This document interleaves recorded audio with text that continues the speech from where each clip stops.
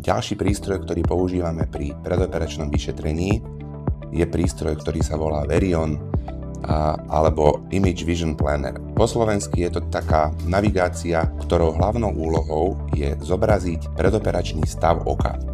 Keďže sa bavíme o tom, že na ňom plánujeme, tak túto fotku, ktorá vznikla pacientovi po vypočítaní šošovky, premietame ku nám na operačnú sálu do operačného mikroskopu technológiou overlay. To znamená, že pred operáciou, predtým ako lekár začne incíziu alebo rezať do oka, navigačný systém mu presne hovorí, z ktorej strany je to vhodné, zohľadňuje to astigmatizmus alebo nepravidelne zakrivenú rohovku a vzhľadom na precíznosť toho rezu sú potom samozrejme výsledky o to kvalitnejšie a náchylnosť na nejaké pooperačné komplikácie použitím tejto technológie radikálne klesá.